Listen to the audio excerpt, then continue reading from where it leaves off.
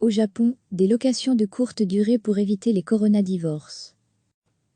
Un second logement, pour faire un brick dans son couple avant d'envisager le divorce, appelez-nous. Une entreprise au Japon a opportunément adapté son message en ces temps de confinement face au Covid-19, en suggérant à des personnes mariées de s'offrir un répit dans ses appartements de location courte durée. Sur son site internet, la société Kazoku, concurrente locale d'Airbnb, promeut désormais ses logements meublés comme des refuges temporaires à la disposition de ceux qui veulent échapper un temps à leur famille, que ce soit pour travailler plus tranquillement ou s'aérer l'esprit. Les Japonais n'ont pas interdiction de sortir de chez eux depuis l'instauration de l'état d'urgence, dans plusieurs régions de l'archipel, il y a une semaine, mais le gouvernement recommande vivement de limiter les déplacements à l'essentiel, le télétravail s'est répandu, et les écoles sont fermées.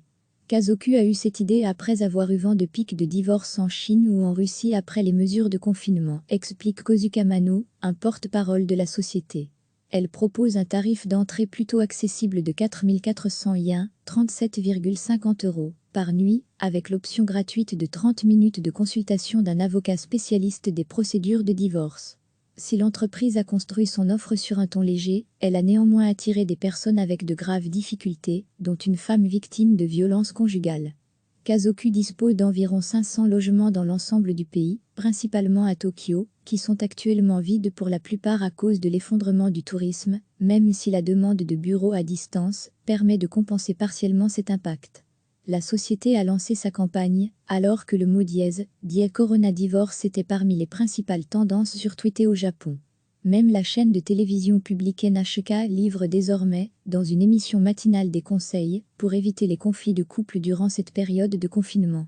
La société japonaise conserve une représentation très traditionnelle des rapports hommes-femmes, ces dernières restant principalement vues comme responsables des tâches ménagères et de l'éducation des enfants, quand bien même elles exercent une activité professionnelle.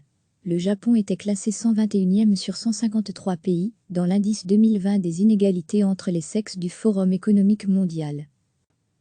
Avant d'envisager le divorce, appelez-nous. Une entreprise au Japon a opportunément adapté son message en ces temps de confinement face au Covid-19, en suggérant à des personnes mariées de s'offrir un répit dans ses appartements de location courte durée. Sur son site internet, la société Kazoku, concurrente locale d'Airbnb, promeut désormais ses logements meublés comme des refuges temporaires à la disposition de ceux qui veulent échapper un temps à leur famille, que ce soit pour travailler plus tranquillement ou s'aérer l'esprit. Les Japonais n'ont pas interdiction de sortir de chez eux depuis l'instauration de l'état d'urgence, dans plusieurs régions de l'archipel, il y a une semaine, mais le gouvernement recommande vivement de limiter les déplacements à l'essentiel, le télétravail s'est répandu, et les écoles sont fermées. Un second logement, pour faire un brick dans son couple Kazoku, a eu cette idée après avoir eu vent de pics de divorce en Chine ou en Russie après les mesures de confinement, explique Kozuka Mano, un porte-parole de la société. Elle propose un tarif d'entrée plutôt accessible de 4 400 yens, 37,50 €, par nuit, avec l'option gratuite de 30 minutes de consultation d'un avocat spécialiste des procédures de divorce. Si l'entreprise a construit son offre sur un ton léger, elle a néanmoins attiré des personnes avec de graves difficultés, dont une femme victime de violences conjugales. Kazoku dispose d'environ 500 logements dans l'ensemble du pays, principalement à Tokyo, qui sont actuellement vides pour la plupart à cause de l'effondrement du tourisme, même si la demande de bureaux à distance permet de compenser partiellement cet impact. La société a lancé sa campagne, alors que le mot dièse, coronadivorce était parmi les principales tendances sur Twitter au Japon. Japon, une société très conservatrice même, la chaîne de télévision publique NHK livre désormais, dans une émission matinale des conseils, pour éviter les conflits de couple durant cette période de confinement. La société japonaise conserve une représentation très traditionnelle des rapports hommes-femmes, ces dernières restant principalement vues comme responsables des tâches ménagères et de l'éducation des enfants, quand bien même elles exercent une activité professionnelle.